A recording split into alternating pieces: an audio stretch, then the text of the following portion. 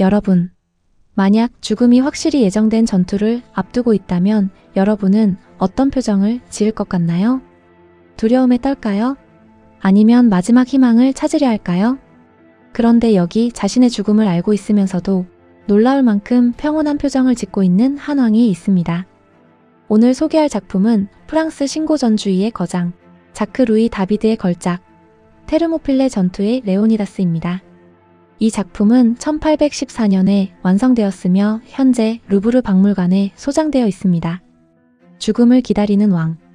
그림의 중앙에는 스파르타의 왕, 레오니다스가 앉아 있습니다. 그는 곧 벌어질 전투의 총사령관입니다. 하지만 이상합니다. 주변 병사들은 무기를 준비하고 작별 인사를 나누고 분주하게 움직이고 있는데 정작 왕은 마치 조각상처럼 고요하게 앉아 있습니다. 그의 시선은 멀리 향해 있고 얼굴에는 두려움보다 결의가 담겨 있습니다.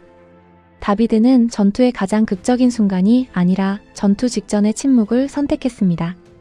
그리고 그 침묵 속에서 영웅의 진정한 용기를 보여주고 있습니다. 이미 패배를 알고 있었다. 이 그림이 묘사하는 사건은 기원전 480년 유명한 테르모필레 전투입니다. 당시 페르시아의 왕 크세르크세스 1세는 엄청난 대군을 이끌고 그리스를 침공했습니다. 이에 맞선 레오니다스는 300명의 스파르타 정예병과 함께 좁은 협곡인 테르모필레에서 적의 진격을 막아섰습니다. 그러나 그들은 이미 알고 있었습니다. 이 전투에서 살아남을 수 없다는 사실을 말입니다. 결국 레오니다스와 그의 병사들은 모두 전사했지만 그들의 희생은 그리스 연합군이 재정비할 시간을 벌어주었고 후대에는 영웅적인 희생의 상징으로 기억되게 됩니다. 테르모필레 전투는 왜 일어났을까? 기원전 6세기 말 다리우스 1세가 다스리던 페르시아 제국은 서아시아 대부분을 정복하며 세계 최대의 제국으로 성장했습니다. 그러나 소아시아 지역의 그리스 식민 도시들은 페르시아의 지배를 받는 것을 불만스럽게 여겼습니다. 기원전 499년 소아시아의 그리스 도시들이 페르시아에 맞서 반란을 일으켰습니다. 이를 이오니아 반란이라고 합니다. 당시 아테와 에레트리아는 반란군을 지원했습니다. 결국 반란은 실패했지만 다리우스는 아테네를 용서하지 않았습니다. 그는 아테네를 응징하라는 명령을 내리며 복수를 다짐했습니다.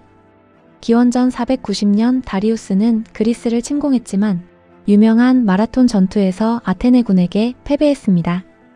다리우스는 재침공을 준비했지만 죽게 되었고 그의 아들 크세르크세스 1세가 왕위를 이어받았습니다.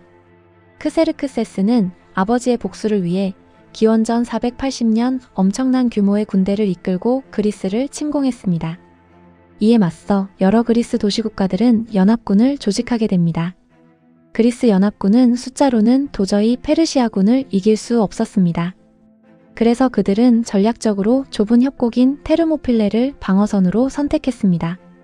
테르모필레는 바다와 산 사이가 매우 좁아 수십만 명에 달하는 페르시아군도 한꺼번에 공격할 수 없었습니다. 이곳이라면 소수의 정예병으로도 대군을 막을 수 있다고 판단한 것입니다.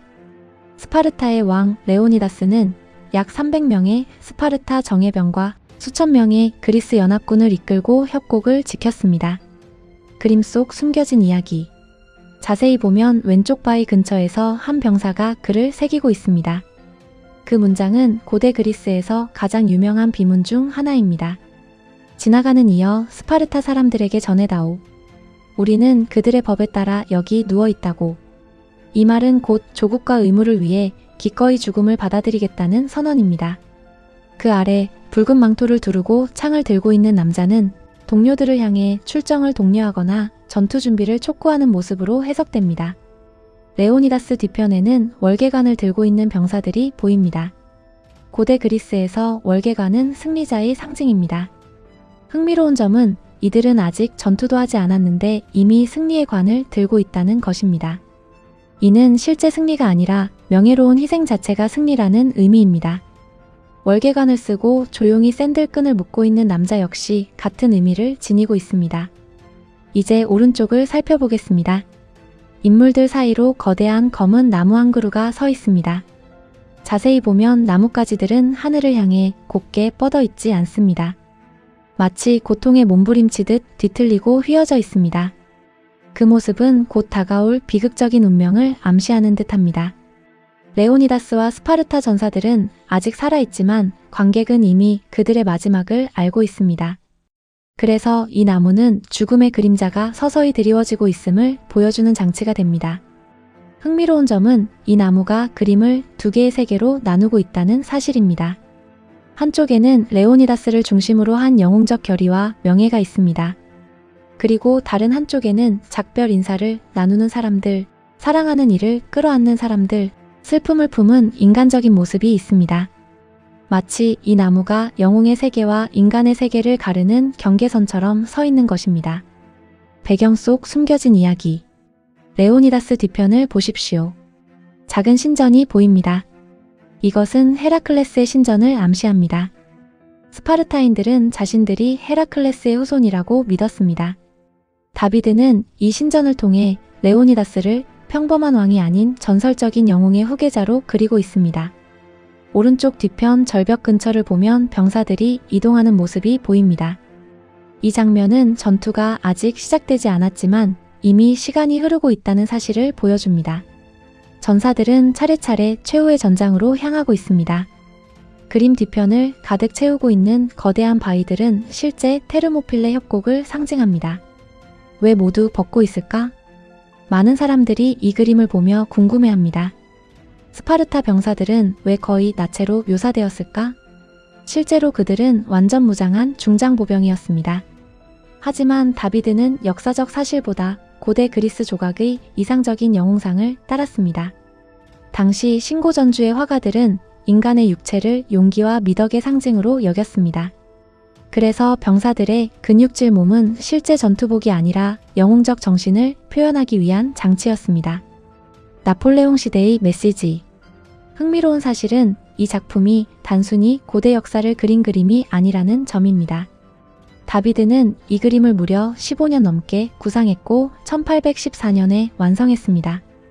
당시는 프랑스가 유럽연합군의 침공을 받고 나폴레옹 제국이 무너져가던 시기였습니다. 다비드는 레오니다스의 이야기를 통해 조국을 위해 싸우는 사람들의 희생과 애국심을 표현하고자 했습니다. 실패가 예정되어 있더라도 나라를 위해 끝까지 싸우는 정신. 그것이 바로 다비드가 이 작품에 담은 진짜 메시지였습니다. 작품이 전하는 메시지. 테르모필레 전투의 레오니다스는 승리의 그림이 아닙니다. 오히려 패배를 앞둔 사람들의 이야기입니다. 하지만 다비드는 말합니다.